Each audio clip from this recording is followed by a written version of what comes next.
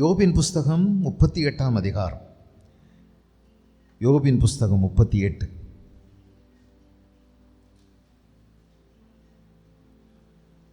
ஒரு 9 விலங்குகளை பற்றி இந்த நாளில் நாம் படிக்க போகிறோம். 9 விலங்குகள். ஒருவேளை விலங்குகளிலிருந்து என்ன நம்ம படிக்கிறது அப்படின்னு நீங்கள் யோசிக்கலாம். நம்ம 38ஆவது அதிகாரத்திலிருந்து அதை ஆரம்பிக்கிறோம். ஒரு 2 விலங்குகள் பற்றி 38ஆவது அதிகாரம் கடைசியில் கொடுத்துருக்குது. மீதம் உள்ளதை நம்ம 39ஆவது அதிகாரத்திலிருந்து கற்றுக்கொள்ள போகிறோம். இது ரெண்டும் சேர்ந்து போகிறதுனால நான் 38ஆவது அதிகாரம் 39ஆவது வசனத்திலிருந்து ஒரு அத்தியாயமாக நான் கணித்து கொள்ளுகிறேன். ஒன்று கவனித்து கொள்ளுங்கள். வேதாகமத்தில் உள்ள அத்தியாயங்களும் வேதாகமத்தில் உள்ள அதிகாரங்கள் அல்லது பகுப்புகள், இந்த வசன பிரிவுகள் இதெல்லாம் பரிசுத்த ஆவியானவரால் பகுக்கப்பட்டது என்று நீங்கள் நினைக்கக்கூடாது. இது நம்முடைய வசதிக்காக தேவ மனிதர்கள் அநேகர் கூடி உட்கார்ந்து இதை இவ்விதமாய் உடைத்து பிரித்து வைத்திருக்கிறார்கள். அதிகாரங்களாகவும் வசனங்களாகவும் உடைத்திருக்கிறார்கள். எப்பொழுதும் அது சரியாக ஏற்புடையதாக இல்லை. சில இடங்களில் கொஞ்சம் மாறுதல் இருக்குது. இப்போது யோபின் புஸ்தகம் 38ஆவது அதிகாரம் 1லிருந்து 38ஆவது வசனம் வரைக்கும் இயற்கையை பற்றி ஆண்டவர் பேசுகிறார். அண்ட சராசரங்களை குறித்து ஆண்டவர் பேசுகிறார். மேலே பார்க்கின்ற வானம், வானத்தில் காணப்படுகின்ற அற்புதங்கள், ஆண்டவர் எப்படி ஒளியை படைத்தார், ஆண்டவர் எப்படி இருளை படைத்தார், ஆண்டவர் எப்படி நட்சத்திரங்களை படைத்தார், அவைகளையெல்லாம் சூரியன் சந்திர நட்சத்திரங்கள் எல்லாம் எப்படி பூமிக்கு தாக்கத்தை கொடுக்கிறது, அவைகளை எப்படி அவர் ஆளுகை செய்கிறார், என்ன நியமங்களை அவர் அவைகளுக்கு வகுத்திருக்கிறார், இந்த உலகம் எப்படி நிற்கிறது, எதன் மேல் அஸ்திவாரப்படப்பட்டிருக்கிறது, எப்படி இன்றைக்கு நிர்வகிக்கப்படுகிறது என்பது போன்ற அத்தனையும் ஒன்றாக ஒன்றின் பின் ஒன்றாக வருகிறது. இடி, மின்னல், காற்று, மழை, அது மட்டுமல்ல பூகம்பங்கள், இது அல்லாமல் கல்மழைகள், பெரிய பனிமூட்டங்கள், இவைகளெல்லாம் பற்றி அங்கே எழுதப்பட்டிருக்கிறது. இயற்கையை கர்த்தர் உருவாக்கினார். கர்த்தர் அதுக்கு நியமங்களை கொடுத்திருக்கிறார். கர்த்தர் அவைகளை ஆளுகை செய்கிறார். இதனுடைய ரகசியம் மனுஷனுக்கு தெரியவே தெரியாது. இது உருவாக்கப்பட்டது ஒன்று மனிதனிடத்தில் கேட்டு செய்யவில்லை. அப்பொழுது மனிதன் இல்லை, யாருமே இல்லை. தேவன் தம்முடைய சர்வ ஞானத்தினால், தம்முடைய சர்வ வல்லமையினால் இவைகளை எல்லாம் அற்புதமாய் அதிசயமாய் உருவாக்கியிருக்கிறார். இவைகளிலெல்லாம் இந்த நாம் பார்க்கக்கூடிய இந்த இயற்கையில் காணப்படுகிற நியமங்கள், அங்கே காணப்படக்கூடிய அதிசயங்கள், இவைகளை எல்லாம் விட மனிதன் தான் மிகப்பெரிய அதிசயம். மனிதன் தான் மிக மிக மிக பெரிய ஆச்சரியமும் அதிசயமுமான, இயற்கையை விட, வானாதிவானங்களை விட மனிதன் அதிசயமானவன். காரணம், இத்தனையும் உருவாக்கின பிரமாண்டமான ஆண்டவர் ஒரு மனிதனுடைய இருதயத்தில் வாசம் செய்கிறார் என்பது எனக்கு திக்குமுக்காட செய்கின்ற ஒரு விஷயம். எப்படி அவர் வாழுகிறார்? வானமும் பூமியும் கொள்ளாதவர், ஆனால் உங்களில் அவர் வாசம் செய்கிறேன் என்று சொல்லுகிறார். எனக்கு இது இன்றைக்கு வரைக்கும் புரியலை, அவர் என்ன வைத்திருக்கிறார் என்று. அவர் மனிதனுடைய இருதயத்துக்குள்ளே, ஆத்மாவுக்குள்ளே அவர் செய்திருக்கின்ற அதிசயம் எனக்கு புரியாத ஒன்றாக இருக்கிறது. அதுவும் இங்கே எழுதப்பட்டிருக்கிறது. பாருங்கள், 38ஆம் அதிகாரம் 36வது வசனத்தில், அந்தகரணங்களில் ஞானத்தை வைத்தவர் யார், உள்ளத்தில் புத்தியை கொடுத்தவர் யார். பாருங்கள், ஒரு மனிதனுக்குள்ளே ஆத்துமா என்று ஒன்று இருக்கிறது. தேவனுடைய சுவாசம் அவனுக்குள்ள இருக்கிறது, நித்தியம் அவனுக்குள்ள இருக்கிறது. அவன் தேவனோடு உறவு கொள்ள முடியும். மனிதன் தேவனோடு உறவு கொள்வதற்காகவே உருவாக்கப்பட்டவன். இந்த படைப்புகளிலெல்லாம் மனிதன் மட்டுமே பேசக்கூடியவன். மனிதனுக்குள்ளே மட்டும், உயிர் மட்டும் இல்லை, அவனுக்குள்ளே தேவ ஆத்துமா, தேவன் கொடுத்த ஆத்துமா இருக்கிறது. அவன் ஜீவாத்மாவாக இருக்கிறான். அவர் பரமாத்மா, மனிதன் மட்டும் ஜீவாத்மாவாக இருக்கிறான். ஆகவே படைப்புகளிலெல்லாம் மிகப்பெரிய அதிசயம் மனிதன் தான். இத்தனையும் அவர் நிர்வகிக்கிறார். இதற்கெல்லாம் எந்த கேள்வி கேட்டாலும் மனிதனிடத்தில் பதிலில்லை. மனிதனால் அதற்கு சொல்வதற்கான ஞானம் இல்லை. இப்பொழுது விலங்குகளை பற்றி அடுத்து கேள்விகள் எழுப்பப்படுகிறது யோபுனிடத்தில். சரிதானா? யோபுக்கு ஒரு பெரிய பிரச்சனை என்னவென்றால், யோபு இந்த வேதனையிலெல்லாம் கடந்து போகும்போது அவருடைய உள்ளத்தில் கிடந்த பல கொந்தளிப்பான உணர்வுகள் வெளிப்பட்டது. அதில் ஒன்று என்ன என்றால், தேவன் இந்த சருகான என்னை பின்தொடர்கிறாரே, அற்பமான என்னை நைய புடைக்கிறாரே, என்னை அவர் அம்பினால் எய்வதற்கு என்னை இலக்காக வைத்தாரே, என் மேலே அவருக்கு கரிசனை இல்லையா? என் மேலே அவருக்கு அன்பு இல்லையா? பேசவே மாட்டேங்கிறாரு, என்னை இவ்வளோ கொடுமைப்படுத்துகிறாரு, என்னை வேதனைப்படுத்துகிறாரு. இரக்கமில்லாதவர் போல அவருக்கு தோன்றுகிறது. ஆகவே பல இடங்களில் இப்படிப்பட்ட எண்ணங்களை உதற விட்டுட்டார். நம்முடைய ஆண்டவர் அதையும் பொறுமையாக கேட்குறார். நீங்கள் உங்கள் உணர்வுகளை நியாயமாக வெளிப்படுத்துறதுல தப்பு இல்லை. தேவனிடத்தில் உணர்வுகளை கொட்டலாம். ஒரு தகப்பனிடத்தில் நாம் நம்முடைய உணர்வுகளை கொட்டுவது போல கொட்டுவதனால தவறில்லை. அவர் அதை அலட்சியப்படுத்துவதும் இல்லை. சரிதானா? சிறுமைப்படுகிறவனுடைய கூப்பிடுதலை கர்த்தர் மறவார். நெருக்கப்படுகிற வேளைகளில் அவர் தஞ்சமாக இருக்கிறார். அவர் நெருக்கப்படுகிறவனுடைய நெருக்கடிகளை அற்பமாக எண்ணுவதே இல்லை. அதுவும் சொல்லப்பட்டிருக்கிறது, அற்பமாக எண்ணவே மாட்டார். அவர் கூப்பிடும் பொழுது அருகிலிருந்து அவர் உன்னிப்பாய் கேட்டு பதில் கொடுக்கிறவர். ஆனால் யோபுவுக்கு என்ன தோன்றுகிறது என்றால், ஆண்டவர் கொடுமைக்காரரை போல, அக்கறையற்றவரை போல, அன்பில்லாதவரை போல, கரிசனை இல்லாதவரை போல அவருக்கு தோன்றுகிறது. ஆக அந்த எண்ணங்களை எல்லாம் வெளியே கொண்டு வந்து கொட்டி விட்டார். இப்போ அதற்கு மறைமுகமாக பதில் கொடுக்கிறார் ஆண்டவர். அவருடைய எதனால் இந்த பிரச்சனை அவருக்கு வந்திருக்கிறது என்பதையெல்லாம் ஆண்டவர் பேசவில்லை. ஆனால் யோபுவை சீர்படுத்துகிறார்.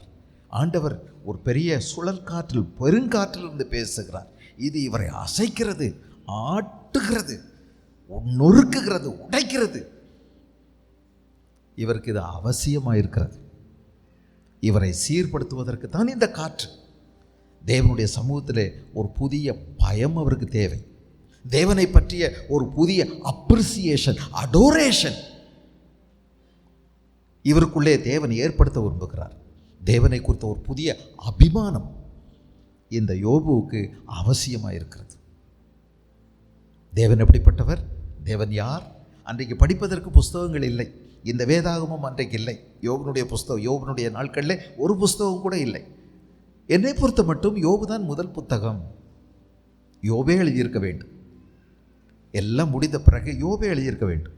அவருடைய கடைசி அதிகாரம் வேண்டும் என்றால் யாரோ இன்னொருவர் எழுதியிருக்கலாம்.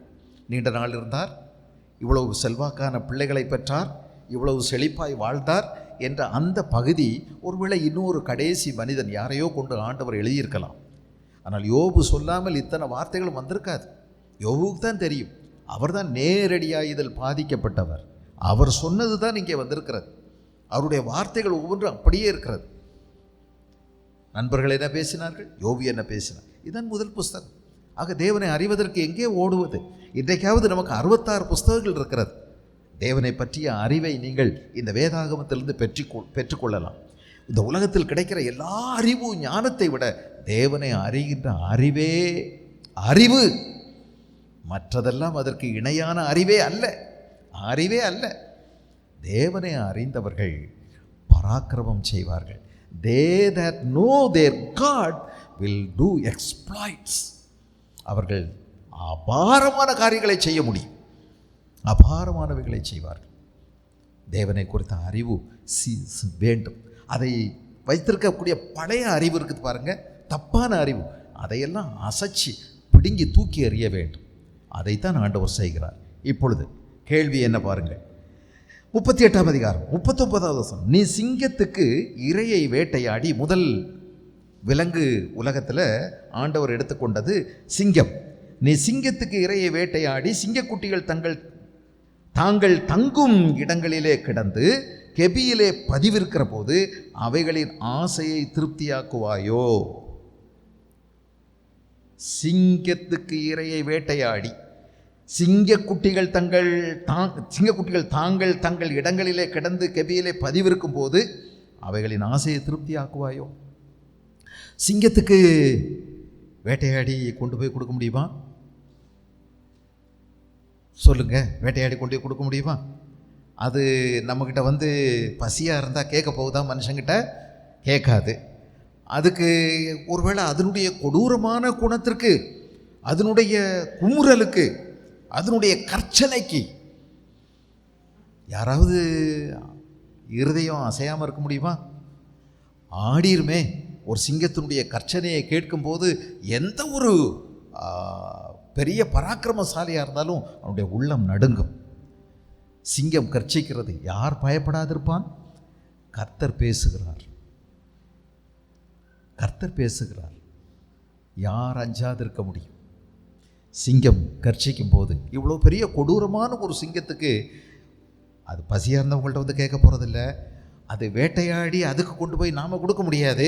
அதனுடைய குட்டிகள் எங்கேயோ ஆசையோட அந்த பெண் சிங்கங்கள் தாய் ஏதாவது கொண்டு வரும், பிச்சு கொண்டு வரும், உயிரோட இறையை கவி அதை பிச்சு பிச்சு கொண்டு வரும் அப்படின்னு சொல்லி காத்துக்கிட்டே இருக்கும். ஆனால் அது கொடுக்கத்தான் செய்யும், அக்கறையோடு அதை கொண்டு போய் கொடுக்குது. ஆனால் இதுக்கெல்லாம் சாப்பாடு கொடுக்குறவர் யார்? இதுக்கெல்லாம் சரியான நேரத்தில் இறைய கொடுக்கறது யார்? பசியோடு இருக்கக்கூடிய இந்த சிங்கங்களுக்கு, அந்த சிங்க குட்டிகளுக்கு ஆகாரம் கொடுக்குறவர் யார்? பாருங்க, இதெல்லாம் ஏதோ தற்செயலாக நடக்கிறதாக நீங்கள் நினைக்கலாம். இல்லை, அப்படி இல்லை. ஆகாரம் கொடுக்குற ஒருவர் இருக்கிறார். அதுக்கு வேட்டையாடி தான் அது சாப்பிடணும், அது போய் வேலை செஞ்சு தான் சாப்பிடணும். அது வெகு நேரம் துரத்தி கடினப்பாக போய் அதை பிடிச்சி கிழிச்சு அப்படி தான் சாப்பிடணும். ஆனாலும் சாப்பாடு கொடுக்குற ஒருவர் இருக்கிறார், அவர் கொடுக்குறார். சில நேரங்களில் இந்த கொடூர மிருகங்களுடைய கொடூரத்துக்காக ஆண்டவர் பட்டினி போட்டுடுறார். தண்டனை, இதுக்கு சாப்பாடு இல்லை, அதனுடைய கொடூரத்துக்காக. பாவம், ஒரு சின்ன மான்குட்டி அல்லது ஒரு ஆட்டுக்குட்டி இதை பிடிச்சி அது ரொம்ப மோசமாக வகை வகையாக கிழிக்கும் போது சில நேரங்களில் கொடுமைக்காக இதை தண்டிக்கிறார். பாருங்களேன், ஒரு வசனம் இருக்குது, சங்கீதம் 34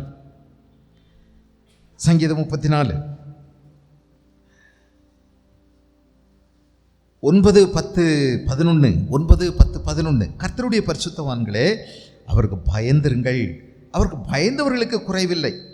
சிங்கக்குட்டிகள் தாழ்ச்சியடைந்து பட்டினியாக இருக்கும், கர்த்தரை தேடுகிறவர்களுக்கோ ஒரு நன்மையும் குறைபடாது. சிங்கங்கள் பயப்படாது. மனுஷன் சிங்கத்துக்கு பயப்படுறான்னா அதுக்கு காரணம், மனுஷனும் மனுஷியும் அதிகாரத்தை இழந்துட்டாங்க, பேய்க்கு அடமானம் வச்சுட்டாங்க. ஆண்டவர் எல்லாத்தையும் ஆண்டு அரசாண்டுக்கோ அப்படின்னு சொல்லி அரசனாகவும் பெரிய ராஜாவாகவும் தான் வச்சார். இல்லை, மேலே நான் ராஜா, இந்த பூமிக்கு நீ தான் ராஜான்னு சொல்லி ஆதாமை ஏவாளையும் படைச்சார். எல்லாம் உனக்கு கட்டுப்படும்னு சொன்னார். எப்போ பாவம் செஞ்சாங்களோ அப்போ இந்த இயற்கை மனிதனுக்கு எதிராக மாறியது. மனிதன் நிமித்தமாய் பூமி சபிக்கப்பட்டது. மனிதன் தன்னுடைய அதிகாரத்தை இழந்து போனான், பேய் கடமான வச்சிட்டான். இப்போ மிருகங்கள் மனிதனை மிரட்டுது. இன்னைக்கு மனுஷனுக்கும் மிருகத்துக்கும் சண்டை போட்டால், சண்டை வச்சா, ஒருவேளை போட்டி வச்சா யார் ஜெயிப்பாங்கன்னு நினைக்கிறீங்க? மிருகம் தான் ஜெயிக்கும். மிருகத்துக்கு மட்டும் பேசுகிறதுக்கு வாய் இருந்துச்சுன்னா கோர்ட்டில் கேஸ் தீரும்னு நினைக்கிறீங்களா? ஐயோ, நமக்கும் அவங்களுக்கு தான் மிகப்பெரிய கோர்ட் கேஸ் நடந்துக்கிட்டு இருந்திருக்கும், கோடி கோடியாக கேஸுகள் இருந்திருக்கும். அவைகளெல்லாம் ஆண்டவர் காட்டுக்குள்ளே அனுப்பி நாட்டுக்குள்ளே வராதபடி ஓரங்கட்டி இருட்டில் மட்டும் நடமாடு, அந்த நேரம் மனுஷன் போய் படு தூங்கட்டும், பகலெல்லாம் மனுஷன் பண்ணைக்கும் தன் வேலைக்கும் போட்டும். துஷ்ட மிருகங்களெல்லாம் காட்டில் ஆண்டவர் ஒதுக்கி வச்சிருக்கிறார், இருட்டின பிறகு நடமாட வச்சிருக்கார். ஆனால் இந்த சிங்கக்குட்டிகள், சிங்கங்கள் எதுக்கும் பயப்படாது, காட்டுக்கு ராஜான்னெல்லாம் சொல்லுவாங்க. அந்த பயப்படாத அந்த மிருகங்களுக்கு சில நேரங்களில் ஆண்டவர் என்ன செய்கிறார்? தண்டனை கொடுத்துட்றார். கொடூரத்தின் நிமித்தமாய் பட்டினி போடுறார். சிங்கக்குட்டிகள் தாழ்ச்சி அடைந்து பட்டினியாக இருக்கும்னு சொல்லியிருக்கு பார்த்தீங்களா? நீங்கள் இதுவரை கவனிச்சிருக்க மாட்டீங்க. அந்த பட்டினி எதுக்கு? அவருடைய கொடூரத்து நிமித்தமாய் ஆண்டவர் கொடுக்குற தண்டனை சில நேரம் பட்டினி போட்டுறார். அப்போ அது ரொம்ப கத்துது, குட்டிகள் ரொம்ப கத்துது, வேதனைப்படுது. அது பிறகு அவைகளுக்கு ஆகாரம் கொடுக்கிறார். சிங்கக்குட்டிகள் கூட ஆகவே தாழ்ச்சி அடைந்து பட்டினியாக இருக்குமா? இருக்கும். ஆனால் கர்த்தரை தேடுகிறவர்களுக்கு ஒரு நன்மை குறைபடாது. ஹல்லேலூயா. ஆனால் நம்ம என்ன செய்யணும்? இந்த கர்த்தருக்கு பயப்படணும். அதனால தான் எழுதியிருக்குது, கர்த்தருடைய பரிசுத்தவான்களே அவருக்கு பயந்திருங்கள். அவருக்கு பயந்தவர்களுக்கு குறைவு இருக்காது. இந்த தேவனுக்கு பயப்படுகிற பயம் நமக்கு அவசியம். சிங்கம் உனக்கு பயப்படாது, உன்ட வந்து கேட்காது. ஆனால் அந்த பயப்படாத மிருகத்துக்கு தண்டனையை கொடுத்து ஆண்டவர் கட்டுப்பாட்டுக்குள்ளே வச்சிருக்கார். ஆனால் மனுஷன் கர்த்தருக்கு பயப்படுவானா? யோபு கர்த்தருக்கு பயப்படுவாரா? நாம கர்த்தருக்கு பயப்படுவோமா? இப்படி நீங்கள் பயப்பட்டீங்கன்னா சிங்கக்குட்டிகள் கூட பட்டினியாக இருக்கும் காட்டுக்குள்ள. ஆனால் நீங்கள் ஒரு நன்மையும் குறைபடாமல் இருப்பீங்க. அடுத்த வசனம் ஆகவே சொல்லுது, பிள்ளைகளை வந்து எனக்கு செவி கொடுங்கள், ரொம்ப ரொம்ப முக்கியமான ஒரு பாடத்தை உங்களுக்கு சொல்லித்தர்றேன். எத்தனையோ பாடங்கள் நம்ம படிக்க வேண்டியதாக இருக்குது. இத்தனை பாடங்கள் இருந்தாலும், எவ்வளவோ நீங்கள் பாடங்களை படித்தாலும், பெரிய பெரிய வித்தைகளை நீங்கள் கற்றுக்கொண்டாலும், இதை விடையெல்லாம் முக்கியமான ஒரு பாடம், வாங்க நான் உங்களுக்கு ஒரு பாடத்தை உங்களுக்கு நடத்துகிறேன் அப்படின்னு சொல்கிறாரு. பிள்ளைகளே வந்து எனக்கு செவி கொடுங்கள், கர்த்தருக்கு பயப்படுதலை உங்களுக்கு போதிப்பேன். The most important lesson is to learn to fear God. தேவனுக்கு பயப்படும் பயத்தை கற்றுக்கொள்வது தான் மிகப்பெரிய பாடம். அதை உங்கள் பிள்ளைகளுக்கு நீங்கள் சொல்லிக் கொடுக்கணும். அதை நாம் கற்றுக்கொண்டே இருக்கணும். கர்த்தருக்கு பயப்படுற பயம்.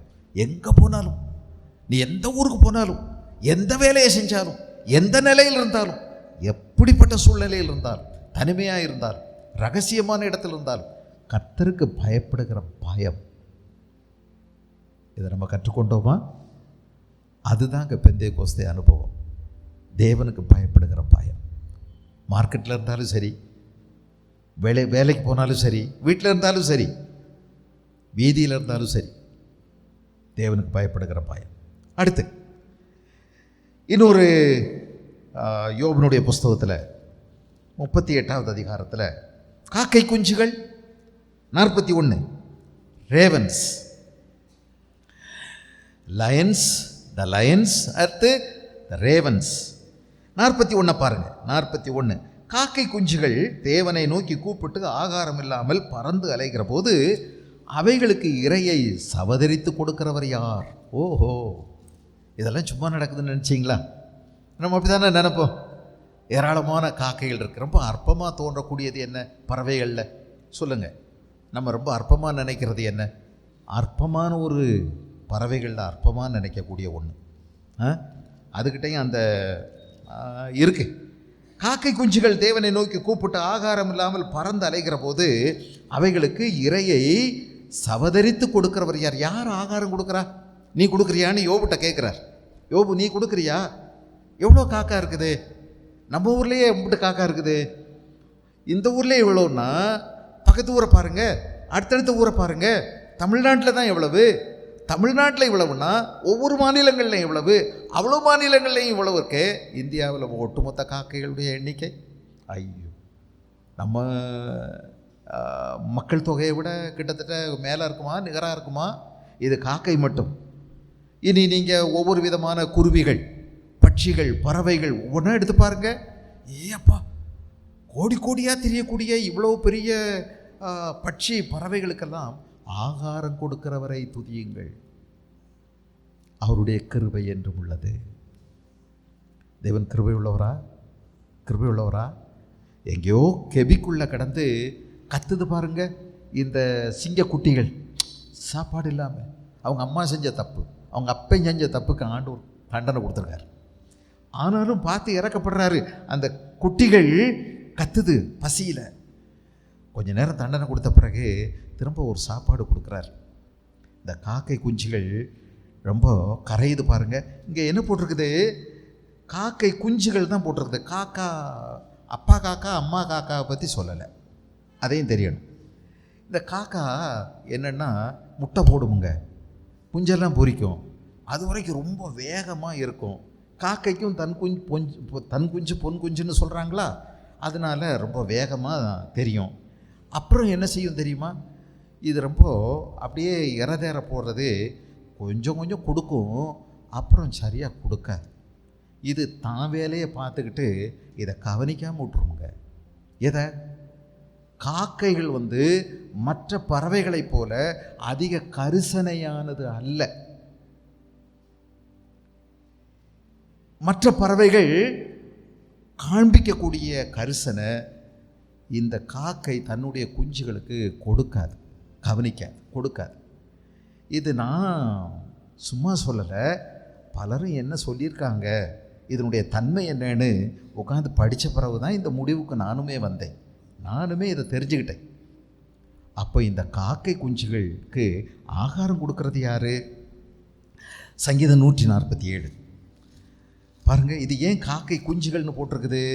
அப்போ ஏன் அப்படின்னு யோசிக்கும்போது இது வேதத்தினால உண்மைதான் அப்படின்னு உறுதிப்படுத்தப்படுகிறது. 147 9வது வசனம், அவர் மிருக ஜீவன்களுக்கும் கூப்பிடுகிற காக்கை குஞ்சுகளுக்கும் ஆகாரம் கொடுக்கிறார். தாய் மறந்துருச்சு, விட்டுட்டு ஓடி போயிடுச்சு. அது அதனுடைய வயத்தை நிரப்புறதுலேயே கவனம் செலுத்துது. அது பாட்டுக்கு ஓடுது, சுயநலமாக ஓடிடுது. தானே குஞ்சு பொறிச்சு முட்டை போட்டு கஷ்டப்பட்டு வேதனைப்பட்டு முட்டை போட்டு குஞ்சு பொறிச்ச அந்த குஞ்சுகள் மேலே அதுக்கு அக்கறை இல்லை. அங்கே போச்சு இங்கே போச்சு அந்த குஞ்சுகளை விட்டுறது. கொஞ்ச நாள் கொடுக்குது, அப்புறம் விட்டுறது. போதுமானதாக இல்லை. ஆனால் தேவன் அந்த காக்கை குஞ்சுகள் அப்படியே செத்து போக விடலை. தாய் கவனிக்காமல் விட்ட போதிலும் மேலே இருக்கக்கூடிய இரக்கமுள்ள ஆண்டவர் இருக்கிறார்ல, அவர் அந்த கரையக்கூடிய காக்கை குஞ்சுகளுக்கு ஆகாரம் கொடுக்கிறார். 136வது சங்கீதம் 136 25வது வசனம், 36:25, மாம்ச தேகம் உள்ள யாவுக்கும் ஆகாரம் கொடுக்கிறவரை துதியுங்கள், அவர் கிருபை என்றும் உள்ளது, அவர் கிருபை என்றும் உள்ளது. இன்னொரு வசனம் 145 15 16 145 15 16, எல்லா ஜீவன்களின் கண்களும் உம்மை நோக்கி கொண்டிருக்கிறது. அந்த காக்கா குஞ்சுகள் கத்துது பாருங்க, பசியில் உயிர் போக துடிக்குது பாருங்க. அதை ஆண்டவர் தன்னை நோக்கி கூப்பிடுகிறதாக ஆண்டவர் எடுத்துக்கொள்ளுகிறார். எடுத்துக்கொண்டு அவைகளுக்கு ஆகாரம் கொடுப்பதில் கவனமாக இருக்கு. யாருங்க ஆகாரம் கொடுக்குறாரு? தாயே புறக்கணிச்சிட்டு போயிடுச்சு. அது அதனுடைய வயத்தை நிரப்புறதுலையே கவனமாயிடுச்சு. அது இன்னொரு ஜோடியை தேடி ஓடிடுது. ஆனால் இந்த குஞ்சுகள் அங்கேயே கடந்து கத்துது. ரகசியமாக யார் இதை வயத்தை நிரப்புறது? யார் இதை வாழ வைக்கிறது, வளர வைக்கிறது? இந்த சந்ததியை அழிந்து போகாமல் பாதுகாக்கிறது யார்? தேவாதி தேவன். இவ்வளவு ஒரு நல்ல தேவன் நமக்கு இருக்கிறார். லூக்கா எழுதின சுவிசேஷம் 12வது அதிகாரத்தில் இதை வச்சு அற்புதமாக நமக்கு ஒரு ஆலோசனை ஆண்டவர் கொடுத்துருக்கிறார். பார்த்தீங்களா? லூக்கா எழுதின சுவிசேஷம் 12வது அதிகாரத்தில் இந்த காக்காவை பற்றியே சொன்னார். 12 24 காகங்களை கவனித்து பாருங்கள், அவள் விதைக்கிறதும் இல்லை, அறுக்கிறதும் இல்லை, அவைகளுக்கு பண்டகசாலையும் இல்லை, களஞ்சியமும் இல்லை, இல்லாவிட்டாலும் அவைகளையும் தேவன் பிழைப்பூட்டுகிறார். பறவைகளை பார்க்கலும் நீங்கள் எவ்வளவோ விசேஷித்தவர்களாயிருக்கிறீர்கள், எவ்வளவோ விசேஷித்தவர்களாயிருக்கிறீர்கள். இந்த காகங்கள், காக்கை குஞ்சுகளுக்கு வேற, இந்த காகங்களை தான் பாருங்களேன். இவ்வளோ பேர்த்துக்கு சாப்பாடு கொடுக்கறது யாரு? அதனால் கவலைப்படாதீங்க. யோபுட்ட சொல்கிறாரு, இந்த காக்கை குஞ்சுகள் மேலே நான் வச்சுருக்கிற கரிசனை எவ்வளவு பாரு. உன் மேலே நான் கரிசனையாக இருக்க மாட்டேனா? உன் மேலே நான் அக்கறைப்படலையா? நீ என்னை பற்றி வச்சுருக்கிற அறிவு என்ன? தகாத அறிவு, தகராறான அறிவு. அதை தூக்கி தூரப்போடு. நான் உன் மேலே இரக்கமும் கிருபையும் கரிசனையும் அன்பும் உருக்கமான இரக்கமான பட்சமும் உன் மேலே வச்சுருக்கிறேன் அப்படின்னு சொல்கிறார். 39வது அதிகாரம், வரையாடுகள் ஈனும் காலத்தை அறிவாயோ? மான்கள் குட்டி போடுகிறதை கவனித்தாயோ? அவைகள் சினைப்பட்டிருந்து வருகிற மாதங்களை நீ எண்ணி அவைகள் ஈனும் காலத்தை அறிவாயோ? அவைகள் நொந்து குனிந்து தங்கள் குட்டிகளை போட்டு தங்கள் வேதனைகளை நீக்கிவிடும். அவைகளின் குட்டிகள் பலத்து வனத்திலே வளர்ந்து அவைகள் அண்டைக்கு திரும்ப வராமற் போய்விடும். நம்ம இந்த மான்கள் அல்லது வரையாடுகள் இவைகளை பற்றி ஜீப்ரா வரையாடுகள், சரி, இவைகளையெல்லாம் கொஞ்சம் யோசித்து பாருங்கள். இவைகளை ஈணும் காலத்தை நீ அறிவாயோ? நமக்கு பிரசவ நேரம் வந்துருச்சுன்னா டியூ டேட்டு சொல்லிடுறாங்க. இப்போல்லாம் எப்போ சொல்கிறாங்க? அடே இப்போ 2வது மாதத்துலேயே 3வது மாதத்துலேயே டியூ டேட்டு சொல்லிடுறாங்க. அதான் கம்ப்யூட்டரில் போய் நீங்கள் ஒரு ஸ்கேன் எடுக்கிறீங்க, அல்ட்ரா சவுண்ட் ஸ்கேன் எல்லாம் எடுத்த உடனே அது இத்தனை மாதம் சிசு வயத்தில், இத்தனை வாரம், இத்தனை நாள், அப்போ இந்த நாள் இத்தனை நாள் ஆகும்போது குழந்தை பிறந்துடும் அப்படின்னு உடனே நமக்கு அப்போவே டியூ டேட் தெரியும். எப்போ பிரசவமாக போகுதுன்னு டேட்டு சொல்லிடுவாங்க. அந்த டேட்டை நம்ம எதிர்பார்த்துக்கிட்டு காத்துக்கிட்டு இருப்போம். நம்ம அடிக்கடி அவங்கள்ட்ட போகிறோம், செக்கப்புக்கு போகிறோம், வர்றோம், எப்படி இருக்குது எல்லாம் பார்க்குறோம், சத்து மாத்திரை சாப்பிட்றோம், சத்து ஊசி போடுறோம், பிறகு எதன தடுப்பூசி போடணுமோ அதெல்லாம் போட்டுக்கிறோம். ஆனால் அந்த வரையாடுகளுக்கு, மான்களுக்கு யாரை பிரசவம் பார்க்குறது? ஆஸ்பத்திரி எங்கே இருக்குது? மனுஷங்கிட்ட வந்து உதவி கேட்டுச்சா? நான் ரொம்ப எனக்கு பிரசவ வலியாக இருக்குது, எனக்கு கொஞ்சம் பெற்று கொடு, உதவி செய். இல்லையே, ஆஸ்பத்திரி இல்லையே, வர்றதும் இல்லையே, காட்டுக்குள்ளே இருக்குதே. இதுக்காக கவலைப்படுற ஒரு இருக்காரா? இந்த பிரசவத்தை கண்காணிக்கிற ஒரு இருக்காரா? அவளுடைய பிரசவ வலியில் அது நொந்து குனிந்து பாருங்கள், அது சினைப்பட்டிருந்து வருகிற மாதங்களை நீ எண்ணி அவைகளை ஈணுங்காலம் அறிவாயோ? அவைகள் நொந்து குனிந்து தங்கள் குட்டிகளை போட்டு தங்கள் வேதனைகளை நீக்கிவிடும். அதுக்கு எவ்வளோ வேதனை இல்லை? யோசிச்சு பாருங்கள். ஒருவர் அக்கறையான ஒருவர் கண்காணித்து கொண்டிருக்கிறார். அதனால் நீங்கள் மிருகங்களை கொடுமைப்படுத்தக்கூடாது, அதை கண்காணிக்கிற ஒருவர் இருக்கிறார். ஒரு கழுதை தானேன்னு சொல்லி 3வது தடவை அடித்த உடனே ஏன்டா 3 தடவை அடித்தேன்னு கேட்டார் கழுதையை. அப்படியானா உங்கள் பிள்ளைகளை குறித்து கூட அவருக்கு எவ்வளோ அக்கறை இருக்கும் பாருங்கள். எவ்வளோ அக்கறை உள்ள ஒரு ஆண்டவர். எவ்வளோ ஈஸியாக நம்ம அவரை பற்றி நினைக்கிறோம். ஏன்னா அவர் நினைக்கிறதே இல்லை. நான் ஜெபம் பண்ணுறேன், ஒன்றுமே கேட்கலை, ஒன்றுமே நடக்கலை, என் மேலே ஆண்டவருக்கு அக்கறை இருக்குதோ என்னமோ. ஏதோ நானும் போகிறேன் வர்றேன், ஏதோ பாட்டு பாடுறேன், ஏதோ வசனம் கேட்குறேன், என் பாட்டுக்கு இருக்கிறேன், எங்கே நான் கூப்பிட்றத அவர் கேட்குறாரோ என்னமோ. பாருங்கள், இங்கே ஒருத்தர் அது சினைப்பட்டிருக்கிறத அவர் அறிஞ்சு வச்சுருக்காரு. அந்த மாதங்களையெல்லாம் எண்ணுறார். மனுஷனை விட சில நேரம் ரொம்ப மாதங்கள் ஆகிடுது. யானைக்கு குட்டி போட 18 மாதத்துக்கு மேலே ஆகுதுன்னு சொல்கிறாங்க இல்லை? இது மாதிரிலாம் பலதுக்கும் சிலதுக்கு 2 வருஷமே ஆகிடும் போல் இருக்குது. குட்டி போடுறதுக்கு செனப்பிட்டு 2 வருஷம் ஆகிடும் போல் இருக்குது. சிலதெல்லாம் குட்டி போட அத்தனை மாதங்கள் ஆகுது. ஒருவர் கண்காணிக்கிறார், அவர்களுடைய வேதனையில் அவர் கூட இருக்கிறாரு. பிரசவம் பார்க்குறது கூட அவர் சில நேரம் இடியை அனுப்பி கூட பிரசவம் பார்த்துடுறாரு போல இருக்கே. 29வது சங்கீதத்தில் இருக்குது, கர்த்தருடைய சத்தம் காதேஸ் வனாந்திரங்களை அதிர பண்ணும். அதோடு கூட என்ன எழுதியிருக்குது? அவர் பெண்மான்களை ஈணும்படி செய்து காடுகளை வெளியேற்றுகிறார். அவருடைய சத்தம், அவருடைய சத்தம். கர்த்தர் எவ்வளவு உதவி செய்கிறார் பார்த்தீங்களா? இவைகளுக்கெல்லாம் தேவன் அக்கறைப்படுகிறார். ஆண்டவர் இதெல்லாம் கேட்குறார். உனக்கு இதெல்லாம் தெரியுமா? நீ இதெல்லாம் கவனிக்கிறியா? இது மேலே நீ அக்கறைப்படுறியா? ஒன்று கூட இது உனக்கு கரிசனையாகவே இல்லையே. ஆனால் நான் உன்னை உருவாக்குனவர், அதையும் உருவாக்கியிருக்கிறேன், அதன் மேலே இவ்வளோ அக்கறைப்படுறேன்னா உன் மேலே எவ்வளோ அக்கறையாக இருப்பேன்னு ஆண்டவர் கேட்குறார். இன்றைக்கி உங்கள்கிட்ட கேட்குறேன், ஆண்டவரை பற்றி உங்களுடைய அறிவு என்ன? நீங்கள் வச்சுருக்கிற அபிப்பிராயம் என்ன? அது ஒழுங்கானது தானா? சத்தியத்துக்கு ஏற்றது தானா? இல்லை நீங்கள் வச்சுருக்கிற சிந்தனையினால் நீங்களே வேதனைப்பட்டுக்கிட்டு இருக்கீங்களா? உங்கள் சிந்தனை தானே உங்களை வேதனைப்படுத்துது, உங்களை ரொம்ப துக்கப்படுத்துது. உங்களுக்கு இருக்கக்கூடிய பிரச்சனையை விட உங்கள் மனசில் உள்ள சிந்தைகள் உங்களை அதிகமாக வேதனைப்படுத்தும். ஆண்டவரை பற்றி என்ன நினைக்கிறீங்க? அந்த நினைவுகள் சீராக இல்லைன்னா நீங்கள் ரொம்ப வேதனைப்படுவீங்க. சரியான தெய்வ அறிவு உங்களுக்கு இருக்குமானால் நீங்கள் எதிர்நீச்சல் இடுவீங்க. உங்களுடைய விசுவாசம் உலகத்தை ஜெயிக்கிறதா இருக்கும். நீ விசுவாசித்தால் தேவனுடைய மகிமையை காண்பாய். நீ விசுவாசிக்காமல் அவிசுவாசிக்கப்பட்டால் உனக்கு இருக்கக்கூடிய முறுமுறுப்பு, உனக்கு இருக்கிற வேதனை பிரசவ வேதனையோட பெருசு. நீ புலம்பிக்கிட்டே அலைவ, நீ துக்கத்தோடு தெரிவ. நீ தேவனுடைய பிள்ளை தான், ஆனால் உன் அறிவு தப்பு. சத்தியத்துக்கு ஏற்றபடி நீ அறிவு இல்லை உனக்கு. சத்தியத்திற்கு ஏற்றபடி சிந்தி. யோபுட்ட அதை சொல்கிறாரு. யோபுக்கு இருந்த வேதனைகள்லாம் பெருசு. ஆண்டவர் என்னை கைவிட்டார், ஆண்டவர் என் ஜெபத்தை கேட்கல, ஆண்டவர் தூரமாக இருக்கிறாரு, ஆண்டவர் பேசுகிறதே இல்லை, ஆண்டவர் என்ன கொடுமைப்படுத்துகிறாரு. இதுதான் உங்கள் சிந்தனையா? இதுதான் அதிக வேதனையை உங்களுக்கு உண்டாகும். உங்கள் நிஜமான பிரச்சனையை விட உங்கள் மனதில் உள்ள தேவனை பற்றிய சிந்தைகள் தவறாயிருக்குமானால் அது உங்களை அதிகமாய் வேதனைப்படுத்தி விடும். அவைகள் நொந்து குனிந்து தங்கள் குட்டிகளை போட்டு தங்கள் வேதனைகளை நீக்கிவிடும். அவைகளின் குட்டிகள் பலத்து வனத்திலே வளர்ந்து அவைகள் அண்டைக்கு திரும்ப வராமற் போகும். எவ்வளோ சுதந்திரமாக இருக்குல்ல. தாய்க்கும் தகப்பனுக்கும் பிரச்சனை இல்லாமல் இருக்குது. பிள்ளைகள் அது பாட்டுக்கு போய் தானாக வளர்ந்து தானாக ஓடி போயிடும்.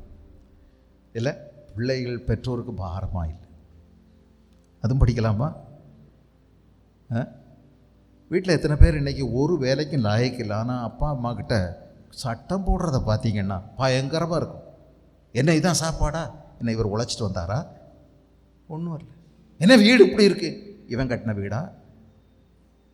நீ வீடு கட்டு, நீ வீடு நல்லா வை, நீ நல்லா தின்னு, நீ நல்லா தங்கு, நீ வந்த உடனே ஒரு ரூம் வேணும், அந்த ரூமுக்குள்ளே ஆட்டம் பாட்டம் ஆடுற மாதிரி குதிக்கிற மாதிரி எல்லாம் செட்டு பண்ணி வச்சுருக்கணும். அப்படி ஹோம் தேட்டர் வேணும், பெரிய டிவி வேணும். வச்சுக்க, நீ போய் கட்டி குடியிரு. அதில் இது உங்கள் அப்பா அம்மாக்குள்ளது, அவங்க கஷ்டப்பட்டு கட்டினது, அவங்க ரொம்ப சிரமப்பட்டு வளர்த்திருக்காங்க. ஒன்று பெரிய அதிகாரமெல்லாம் பண்ணிகிட்டு இருக்கக்கூடாது ஓவராக. இங்கே தான் நம்ம ரொம்ப யோசிக்கணும். சரிதானா? பெற்றோர்களுக்கு பிள்ளைகள் பாரமாக இருக்கக்கூடாது. நம்ம பாரமாகக்கூடாது. நம்ம முடிஞ்ச அளவு அவங்களோட சேர்ந்து உழைக்கணும். பெற்றோர்கள் உழைக்கிறாங்க, நல்லது. சில தம்பிமார் அவங்க வேலை செய்து படிக்கிறாங்க, அவங்க உழைச்சி படிக்கிறாங்க, அவங்களும் கொஞ்சம் வேலை செய்கிறாங்க. அவங்க தான் பொறுப்போடு வர முடியும், சமூகத்தில் உயர முடியும். சும்மா போன உடனே உருவி கொடு காசு, 500 ரூபா கொடு, என்ன இவ்வளோ கொடுக்குற, இன்னும் கொடு. அங்கே போய் என்ன திங்கிறது? பானிபூரி திங்கிறது, நூடுல்ஸ் வாங்கி திங்கிறது. இந்த கடையில் தின்னுட்டு அங்கிட்டு போய் இன்னொரு கடையில் திங்கிறது, அங்கேருந்து போய் அங்கே ஐஸ்கிரீம் சாப்பிட்றது, பிறகு ஐயங்கார் போகிறது, பிறகு மதுரை என்ன முடி அந்த ஹோட்டல் போகிறது. இல்லை, இப்படியே போயிட்டுருக்கிறதா? யோசிக்கணுங்க. இந்த பாருங்கள், இந்த குட்டிகள் பாரம் இல்லாமல் வாழுது. பெற்றவளுக்கு பாரம் இல்லாமல் அவங்க வாழ பழகிக்கிடுது. அதுலேயும் ஒரு கற்றுக்கிட வேண்டியதாக இருக்குது. ரொம்ப பாரம் இல்லாமல் இருக்க பாருங்கள். பெற்றோர்களோட நல்ல ஒத்துழைங்க, அவங்களுக்கு சகாயமாக இருங்க, அவங்க உங்களுக்கு செய்த நன்மைக்கு பதில் நன்மை செய்யுங்க. அடுத்து 5வது வசனம், காட்டுக்கழுதை. காட்டுக்கழுதை, வைல்டு ஆஸ். காட்டுக்கழுதையை தன்னிச்சையாய் தெரிய விட்டவர் யார்? அந்த காட்டுக்கழுதையின் கட்டுகளை அவிழ்த்தவர் யார்? அதற்கு நான் வனாந்தரத்தை வீடாகவும் உபர்நிலத்தை வாசஸ்தலமாகவும் கொடுத்தேன். அது பட்டணத்தின் இறைச்சலை அலட்சியம் பண்ணி ஓட்டுகிறவனுடைய கூக்குரலை மதிக்கிறதில்லை. அது மலைகளிலே தன் மேய்ச்சலை கண்டுபிடித்து சகலவித பச்சை பூண்டுகளையும் தேடி தெரியும். காட்டுக்கழுதை. அப்போ சில நேரம் கீழ்ப்படியாமல் இருந்தால் பிள்ளைகளை திட்டுற ஒரு வார்த்தை கழுதை. இல்லை, கழுதை, பன்னி, எருமை மாடு, நல்ல என்ன அருமையான தங்கமான வார்த்தைகள் இல்லை பிள்ளைகளை சொல்கிறது. கழுதை, பன்னி, எருமை மாடு, இப்படி தான் கூப்பிடுவீங்களா? அப்போ நீ யார்? நீ பெரிய எருமை, நீ பெரிய பன்னி, நீ பெருங்கழுதை. அப்படி தானே? நீங்களே உங்களை இவ்வளவு கேவலப்படுத்திக்கிடுவீங்களா? திட்டும்போது யோசிக்க மாட்டீங்களா? அதுவும் தேவனை அறிஞ்சவங்க உங்கள் வாயில் இப்படி தான் வரணுமா வார்த்தை? சரி, கழுதையை நம்ம ரொம்ப மதிக்கிறதில்ல, ரொம்ப அற்பமாக யோசிப்போம். அதுலேயும் காட்டுக்கழுதை. காட்டுக்கழுதைன்னா கட்டுப்பாடுக்கு வராது. அதை மனுஷன் அதை பயிற்சி கொடுத்து ஒழுங்குபடுத்த முடியாது. ஆனால் யாக்கோபு சொல்கிறாரு, எல்லா மிருகங்களையும் நம்ம பயிற்சி கொடுத்து ஒழுங்குபடுத்த முடியும். ஆனால் பயிற்சினால் ஒழுங்குபடுத்த முடியாத ஒரு அடங்காத ஒன்று அப்படின்னா அது யாருடைய நாவு? என்னுடைய நாவு. என் நாவு. பெரிய பிரச்சனையே நானும் என் நாவும். வேற எதுவும் இல்லை பெரிய பிரச்சனை. நீங்கள் தான் உங்களுக்கு பெரிய பிரச்சனை. உங்கள் வாய் தான் பெரிய வாய், நீளமான நாக்கு, அதுதாங்க பிரச்சனை. எல்லாத்தையும் கட்டுப்படுத்த முடியும். ஐயோ, இதை கட்டுப்படுத்தவே முடியலையே, சரி, காட்டுக்கழுதைக்கு வாங்க. இந்த நாக்கு மாய்தான் தன்னிச்சையாய் தெரிய விட்டவர் யார்? அதுக்கு பவுண்ட்ரிஸே போடல பாருங்க. அதுக்கு ஒரு டிசிப்ளினே இல்லையா, ஒரு கட்டுப்பாடே கொடுக்கலையா. கழுதை எக்கேடு கட்டு போனாய். என்ன சுதந்திரம் கொடுத்துருக்கிறார்? தன்னிச்சையாய் தெரிய விட்டுருக்கிறார், கட்டுப்பாடே கொடுக்கலையாமே. அப்புறம் அந்த காட்டுக்கழுதையின் கட்டுகளை அவிழ்த்தவர் யார்? என்ன சுதந்திரம் அதுக்கு?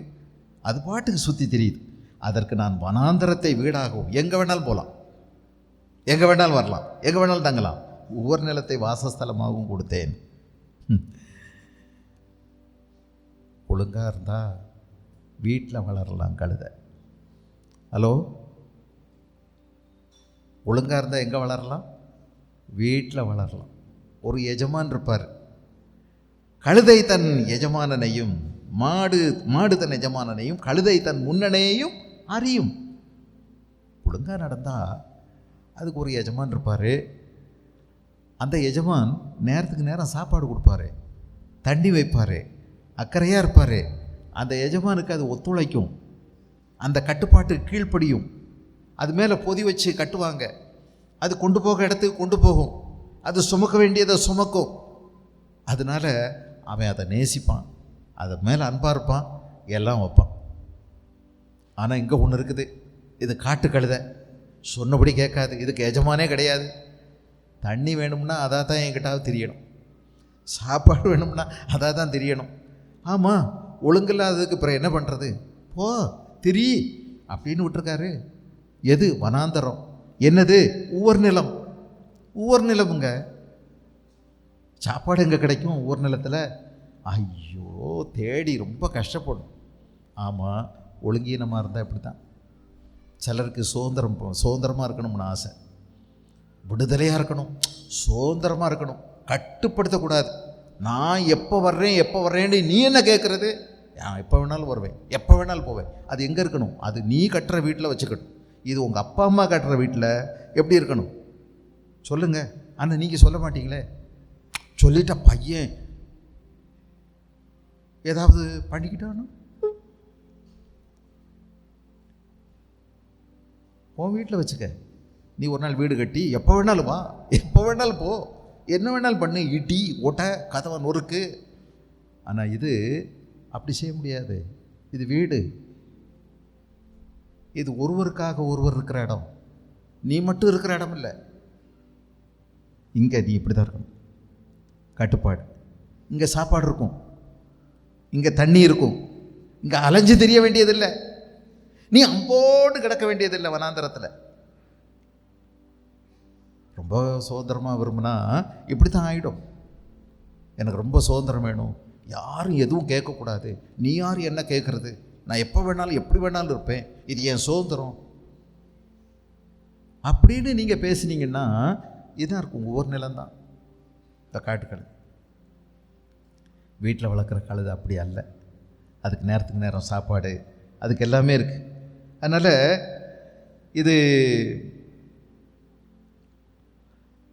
இது யாருக்கும் கட்டுப்படாது. 7வது வசனம், அது பட்டணத்தின் இறைச்சலை அலட்சியம் பண்ணி. எல்லாரும் இதை சேர்ந்து பிடிக்க முடியுமா? நிறைய பேர் சேர்ந்து வந்தாலும் பிடிக்க முடியுமா? எட்டி உதைக்கும், கடிக்கும், அதை கட்டுப்படுத்த முடியாது. ஓட்டுக்கிறவனுடைய கூக்குரலை மதிக்கிறதில்லை. அதனால் இதுக்கு தண்டனையும் இருக்குது போல இருக்குது. அதுக்கு ஒவ்வொரு நிலம்தான் அதுக்கு சாப்பாட்டுக்கு தேடி அலையணும், வனாந்தரம்தான் அது நடக்கிற இடம். ஆனால் இப்படிப்பட்ட முரட்டுத்தனமான ஒரு காட்டுக்கழுதைக்கும் அவர் அப்பமும் அதை வாழ வைக்கிறார், அப்பமும் அதை நேசிக்கிறார், அப்பமும் அதுக்கு ஆகாரம் கொடுத்து போஷிக்கிறார், பராமரிக்கிறார். இல்லை, பெற்றவர் எந்த பிள்ளை எப்படி இருந்தாலும் எவ்வளோ மன்னிக்கிறாரு. பெத்த மனசு பித்து அவர் நிறைய செய்கிறார். மனுஷன் இப்படி தானே இருக்கிறான். நிறைய பேர் காட்டுக்கழுத மாதிரி எந்த சுதந்திரமும் எந்த கட்டுப்பாட்டுக்கும் உட்படாமல் அவங்களா தெரிகிறாங்க. ஆன போதிலும் அவருடைய பொதுவான ப்ராவிடென்ஷியல் கேர், அவருடைய பொதுவான அந்த இறக்க குணத்தினால எல்லாருக்கும் சாப்பாடு கொடுக்குறாரு, மழையை கொடுக்குறாரு, தண்ணி கொடுக்குறாரு, இல்லை அவனை வாழ வைக்கிறாரு. ஆனால் அவன் மறந்து போகிறான், அவருடைய கட்டுப்பாட்டுக்கு வர்றதே இல்லை, அவர்கிட்ட வர்றதே இல்லை. சரி, அடுத்து 9வது வசனம், யூனிகாம், காண்டாமிருகம். காண்டாமிருகம் உன்னிடத்தில் சேவிக்க சம்மதிக்குமோ? அது உன் முன்னணைக்கு முன்பாக ராத்தங்குமோ? காண்டாமிருகத்தை பிடிச்சிட்டு வந்து மாட்டை நீ கட்டுற மாதிரி கட்ட முடியுமா? கட்ட முடியாது. அது உன் முன்னணைக்கு முன்பாக ராத்தங்குமோ? முன்னணைன்னா என்ன? சாப்பாடு போடுற அந்த இடம், அந்த தொழுவத்தில் அதுக்கு புல் அல்லது வைக்கோல் அது மாதிரி போடக்கூடிய அந்த இடத்துக்கு தான் பேர் முன்னணை. முன்னணைக்கு முன்பாக ராத்தங்குமோ? படைசால்களை உழ நீ காண்டாமிருகத்தை கயிறு போட்டு ஏரிலே பூட்டுவாயோ? அது உனக்கு இசைந்து பரம்படிக்குமோ? பரம்படிக்கிறதுனா இப்போல்லாம் தெரியுமா உங்களுக்கு? பரம்படிக்கிறது முந்தி இப்போல்லாம் எல்லாமே டிராக்டர் வேலை செய்யுது, அதனால் உங்களுக்கு பரம்படிக்கிறதெல்லாம் உங்களுக்கு தெரியாது. முன்னாடி அப்படி அல்ல, மாடை வச்சு தான் பரம்படிப்பாங்க. அதை வச்சு தான் நிலத்தை நல்லா கூழாக்கி சமமாக்கணும்னா பரம்படிச்சாகணும். இப்போ அப்படி கிடையாது, எல்லாம் மாறிடுச்சு காலம், எல்லாம் மிஷின் வந்துருச்சு. அப்போ நீ காண்டாமிருகத்தை வச்சு ஒரு மாட்டை 2 மாட்டை நீ பரம்படிக்க அல்லது தானியத்தை பிரிக்க பயன்படுத்துகிற மாதிரி பயன்படுத்த முடியுமா? முடியாது. படைசால்களை உட நீ மிருகத்தை கயிறு போட்டு ஏரியிலே போட்டுவாயோ? 10வது வசனம், அது உனக்கு இசைந்து பரம்படிக்குமோ? அது அதிக பலமுள்ளதென்று நீ நம்பி அதனிடத்தில் வேலை வாங்குவாயோ? வேலை வாங்க முடியுமா? அதை கட்டி ஒரு 100 மூட்டை அரிசி சிப்பம் அல்லது வெல்லம் அல்லது மரங்கள் எல்லாத்தையும் இழுக்க முடியுமா? முடியாது. அது பக்கத்திலே நீ போக முடியாது. காண்டாமிருகத்தினுடைய கொம்பு எவ்வளோ பலமானது, காண்டாமிருகத்தினுடைய கழுத்து எவ்வளோ பலம் வாய்ந்தது, காண்டாமிருகத்தினுடைய பலம். ஆண்டவர் ஒரு நாள் சொன்னார் இஸ்ரவேல் ஜனங்களை பார்த்து, காண்டாமிருகத்துக்கு ஒத்த பலம் அவர்களுக்கு இருக்கும், அவர்களுடைய கூடாரத்துக்குள்ள ராஜாவின் ஜெய கம்பீர துணி இருக்கும். எண்ணாகமம் 22வது அதிகாரத்தில் இல்லை? அப்போது உன் தானியத்தை அது உன் வீட்டிலே கொண்டு வந்து களஞ்சியத்திலே சேர்க்கும் என்று நீ அதை நம்புவாயோ? 12வது வசனம் வரைக்கும் இந்த காண்டாமிருகத்தை பற்றி பேசுகிறார். இந்த காண்டாமிருகம் ஒரு பலவாய்ந்த ஒன்று. ஆனால் இந்த பலவாய்ந்த ஒன்றையும் ஆண்டவர் கட்டுக்குள் வைத்திருக்கிறார். அதுக்கும் ஒரு வரையறையை போட்டு அதை நடத்துகிறார். கர்த்தருக்கு பயந்து நடக்கிறவர்கள் அதை போன்றிருப்பார்கள். நீர் எனக்கு காண்டாமிருகத்தின் கொம்பை போல என் கொம்பை உயர்த்தி. 92வது சங்கீதம் 10வது வசனத்தை பாருங்கள். சங்கீதம் 92:10.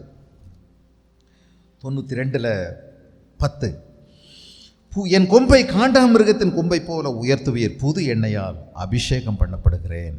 இல்லை, ஒரு அபிஷேகத்தின் வல்லமை உன்னை நிரப்பும் போது உனக்குள்ள ஒரு புது வகையான ஒரு பலன், அந்த பலன் தெய்வீக பலன், அதை காண்டாமிருகத்துக்கு ஒத்த பலன் என்று மற்றவங்க நினைக்கக்கூடிய அளவுக்கு உனக்குள்ள உள்ளான மனுஷனில் வல்லமையாய் உன்னை பலப்படுத்துகிற ஆண்டவர் இருக்கிறார்.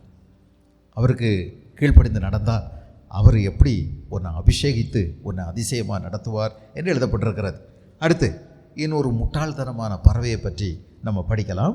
39வது அதிகாரத்தில் 39 19வது வசனத்திலிருந்து 13வது வசனத்திலிருந்து 13லேருந்து 18, தீக்குருவிகள் தங்கள் செட்டைகளை அசைவாட்டி ஓடுகிற ஓட்டம் நாரை தன் செட்டைகளாலும் இறகுகளாலும் பறக்கிறதற்கு சமானமல்லவோ?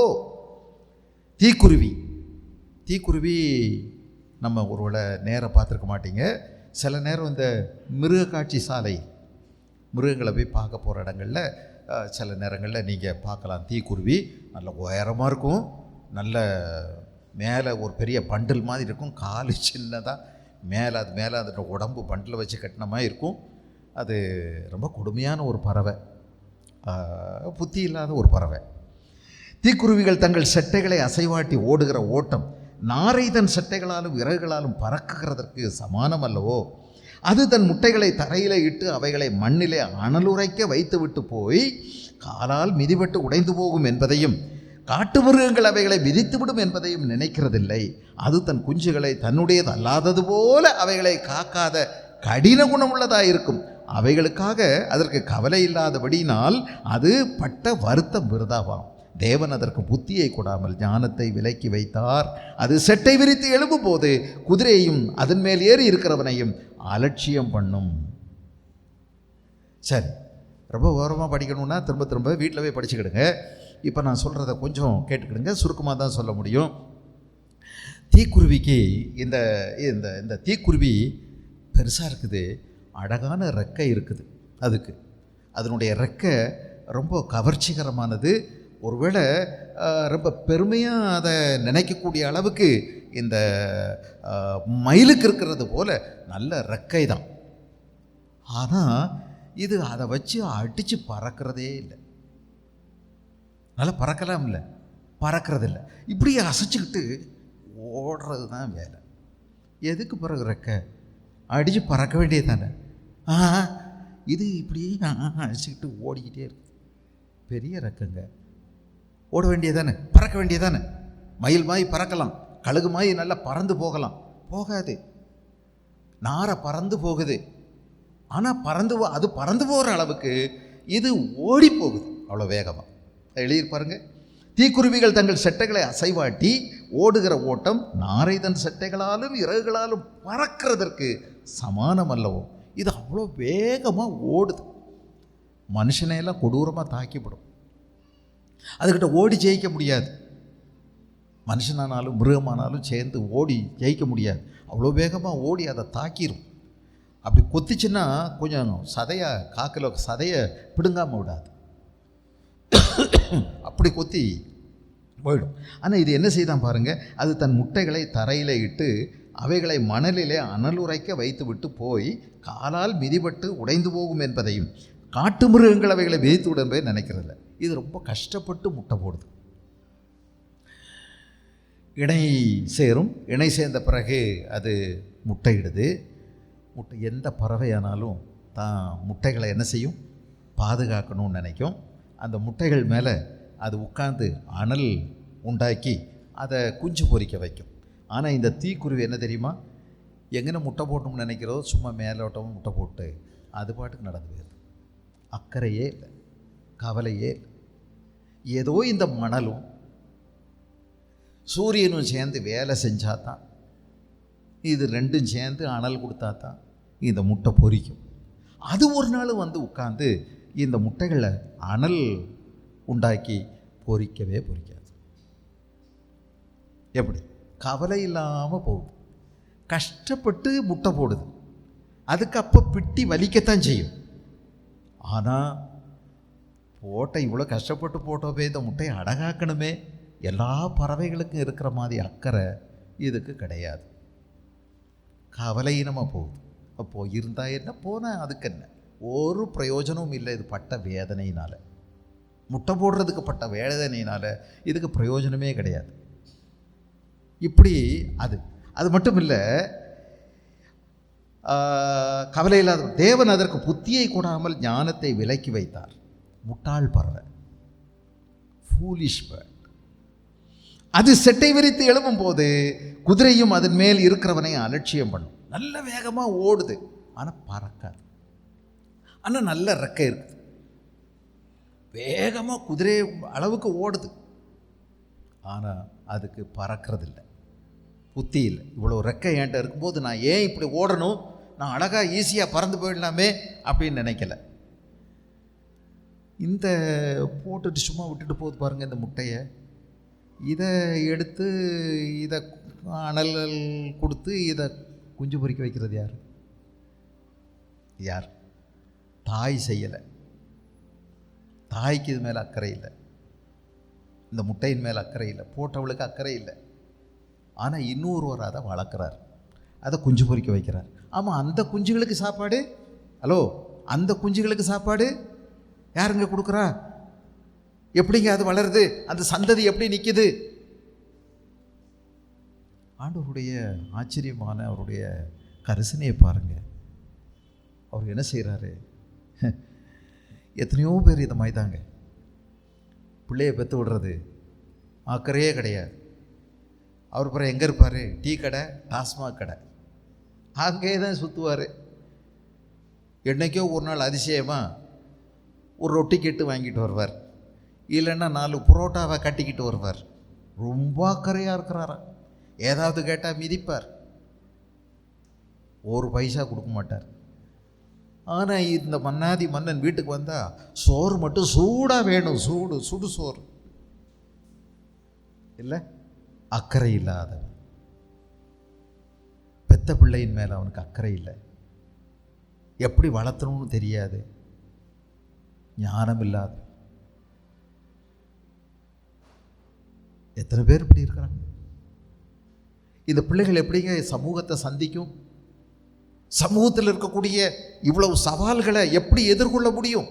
அதுக்கு யார் தயார்படுத்துறது? இந்த பிள்ளைகளை யார் சொல்லிக் கொடுக்கிறது? பிள்ளையானவனை நடத்த வேண்டிய வழியில் நடத்து. அவன் முதிர் வயதிலும் அதை விடாதிருப்பான். பிள்ளைன்னா என்ன? 12 வயசுக்குள்ள தான். ஒரு 12 வயசுக்குள்ள தானுங்க பிள்ளைன்னு சொல்ல முடியும். நீங்கள் தூக்கிடலாம், நெஞ்சோட சேர்த்துக்கலாம், தோளில் வச்சுக்கலாம்.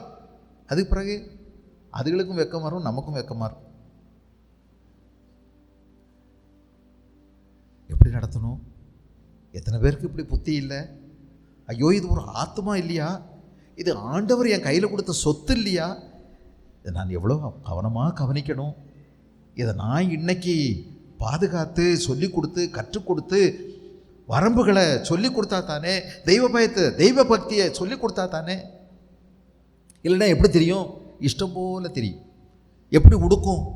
மனசு போல உடுக்கும். பாதி அறகுறை நிர்வாணமாக நடந்துக்கிட்டு இருக்கும். அதனால சமூகத்துக்கு எவ்வளோ கேடு. மறைக்க வேண்டியதை மறைக்க வேண்டிய அளவுக்கு மறைக்கிறது இல்லை, மறைக்காமல் நடக்கிறது. ரொம்ப டைட்டாக போட்டு அது பிள்ளை போகும்போது ரசிக்கிறது. புத்தி இல்லாத பெற்றோர்கள்.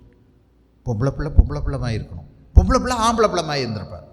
ஆம்பளை பையமாக இருக்கணும், பொம்பளை பிள்ளைமாக இருக்கக்கூடாது. பைபிளில் இதெல்லாம் எழுதியிருக்கு. நானாக சொன்னேன்? எனக்குன்னு தான் ஒரு சட்டம் கிடையாது. நான் அப்படி ஒரு சபையை உருவாக்குறதே இல்லையே. பைபிள் எழுதியிருக்கு. முடியை நீளமாக வளர்ப்பது ஆண்களுக்கு லட்சணமாக இருக்குமோ? உன் பாட்டுக்கு கடுக்கன் போட்டுக்கிற, கேட்டால் என்னென்னமோ சொல்கிற. ஒரு பக்கம் போட்டால் என்ன அர்த்தமா தெரியுமா? நான் ஆண் புணர்ச்சிக்காரன் அர்த்தமா? 2 பக்கம் போட்டால் நான் ஆண் வேசின்னு அர்த்தமா? என்னத்தை போட்டுட்டு போகிற? எப்படி முடி வெட்டுற? எப்படி துணி உடுக்கிற? யாராவது வரம்பு சொல்லித்தர வேண்டாமா? கவலையினமாக நடக்கிற புத்தி இல்லாத தீக்குருவியா அங்கே போய் பெற்று போட்டு போகிறது தெருவில். யார் வளர்ப்பா? யாரோ ஒருத்தர் வளர்ப்பாங்க. எங்கே திங்கிறது? சத்துணவில் போய் சாப்பிட்றது. உனக்கு எதுக்கு பிள்ளைகள்? நீ பெத்தன பிரயோஜனம்? இவ்வளோ கஷ்டப்பட்டு எதுக்கு பெக்க போன? புத்தி இல்லாமல் எத்தனை பேருக்கு புத்தி இல்லாமல் போகுது. ஆனாலும் தேவனுடைய இறக்கம், அந்த பிள்ளைகளையும் தேவன் எதையோ கொடுத்து போஷிக்கிறார். யாரையோ கொண்டு பசியில் அழும்போது, ரோட்டில் திரியும் போது பசி ஆற்ற ஆண்டவர் நேரம் எடுத்துக்கிறாரு. புத்தி இல்லாமல் இருக்காதீங்க. கர்த்தர் எவ்வளவு இப்படிப்பட்டவங்க மேலேயும் அக்கறையாக இருக்கிறாரு. யோபுவுக்கு கற்றுக் கொடுக்கிறார். 19வது வசனம், 19லேருந்து 25. சீக்கிரம் முடிக்கணுமே. குதிரைக்கு வீரியத்தை கொடுத்தாயோ, அதன் தொண்டையில் குமுறலை வைத்தாயோ, ஒரு வெட்டுக்கிளியை மிரட்டுகிறது போல அதை மிரட்டுவாயோ. அதனுடைய நாசியின் செருக்கு பயங்கரமாக இருக்கிறது. அது தரையிலே தாளடித்து தன் பலத்தில் கழித்து ஆயுதங்களை தரித்தவருக்கு எதிராக புறப்படும். அது கலங்காமலும் பட்டயத்துக்கு பின்வாங்காமலும் இருந்து பயப்படுதலை அலட்சியம் பண்ணும். அம்பரா தூணியும் மின்னுகிற ஈட்டியும் கேடகும் அதன் மேல் கலகலக்கும் போது கர்வமும் மூர்க்கமும் கொண்டு தரையை விழுங்கி விடுகிறது போல அனுமானித்து எக்காலத்தின் தொனிக்கு அஞ்சாமல் பாயும். எக்காலம் தொனிக்கும் போது அது நிகி என்று கனைக்கும். யுத்தத்தையும் படைத்தலைவரின் ஆர்ப்பரிப்பையும் சேனைகளின் ஆரவாரத்தையும் தூரத்திலிருந்து மோப்பம் பிடிக்கும். போர் குதிரையை பற்றி ஆண்டவர் பேசியிருக்கிறார். போர் குதிரை. இந்த போர் குதிரைக்கு ஆண்டவர் அபாரமான பலத்தை கொடுத்திருக்கிறார். ஆனால் இந்த குதிரை மனுஷனுடைய கட்டுப்பாட்டுக்குள்ளே இருக்குது. பார்த்தீங்களா? யோசிங்களா? பலம் வாய்ந்த ஒன்று, ஆனால் மனிதனுடைய கட்டுப்பாட்டுக்கு தன்னை உட்படுத்துகிறது. அதனால எவ்வளோ பெரிய நன்மை மனுஷனுக்கு. எல்லா பலத்தையும் குதிரையினுடைய பலத்தை வச்சு தான் அளக்கிறோம். இன்றைக்கும் நீங்கள் பாருங்கள், ஒரு மோட்டார் நீங்கள் வாங்கணும் அப்படின்னா எத்தனை ஹார்ஸ் பவர்னா கேட்குறாங்க. எத்தனை horse power? HP, horse power. அரை ஹெச்பி, 1 ஹெச்பி, 5 ஹெச்பி அப்படின்னு நீங்கள் சொல்வீங்களே, அது என்னது? குதிரை பலம். பலம் வாய்ந்த குதிரை, எதுக்கும் பயப்படுறதில்லை. கத்தி, ஈட்டி, பட்டயம், அதை பார்க்கும்போது அதுக்கு சந்தோஷம். அதை எட்டி உதைச்சி, அதை நொறுக்கி உடைச்சி அழிக்கணும்னு அதுக்கு திமிர் வருது அதுக்குள்ள. அதை பார்க்கும்போது தான் எல்லாம் கலகலப்பாக மின்னுது. ஈட்டி அல்லது ஈட்டி சத்தம், கத்தி சத்தம் எல்லாம் கேட்குது, ஒன்றோடு ஒன்று மோதிர சத்தம் கேட்குது. அப்படியா? போர் வீரருடைய அணிவகுப்பை பார்க்கும்போது விடு என்ன அப்படின்னு சொல்லி அது கொடுக்குற வேகம்தான் மேலே இருக்கக்கூடிய குதிரை வீரனுக்கே அதிக உற்சாகத்தை கொடுக்குது, அதிக வீரியத்தை உண்டாக்குது. எதுக்கும் கட்டுக்கடங்காமல் அது பாயுது. ஒரு காலத்தில் குதிரைப்படை தானே வச்சுருந்தாங்க. இப்போ தான் குதிரைப்படை இல்லை, எல்லாமே. இப்போ உள்ள யுத்தமெல்லாம் என்ன தெரியுமா? கோழைத்தனமான யுத்தம், கோழைத்தனமான யுத்தம். இதுக்கு பேர் என்ன தெரியுமா? இப்போ எல்லாரும் கொடுக்குறது பயங்கரமாக யுத்தம் பண்ணுறாங்கன்னு. ஒரு 400 ட்ரோன்களில் ஏவி விட்டு குண்டு போட்டு போயிடுறது, ராத்திரியோட ராத்திரியாக ஊரெல்லாம் குண்டு போட்டு போயிடுறது. ஓ, ரொம்ப வெற்றியாக நாங்கள் செஞ்சிட்டோம் அப்படின்னு சொல்கிறாங்க. ரொம்ப கோழைத்தனமுங்க. நேருக்கு நேராக ஒன்றுமே செய்கிறதில்ல, மறைஞ்சிருந்துக்கிட்டு ஆகாயத்தில் ரேடாருக்கு கூட தட்டுப்படாத விதத்தில் என்னென்னமோ பண்ணி ஏமாற்றி குண்டு போடுறாங்க. பறவைகள் பறக்கிற மாதிரி நிறைய ட்ரோன் சும்மா பறக்குது. இது சும்மா, அதில் ஒன்றுமே இல்லை. இதை அனுப்பிட்டு கொஞ்சம் நிஜமான குண்டுகளையும் அனுப்புகிறாங்க. வெற்றி கொண்டாடுறாங்க. அவ்வளோ பேர் அப்பாவிகளை கொள்கிறாங்க. சும்மா இருக்கிற கட்டடத்தை நாசப்படுத்துகிறாங்க. மனுஷன் எவ்வளவு தவறான போர்க்குணம் உள்ளவனாக இருக்கான்.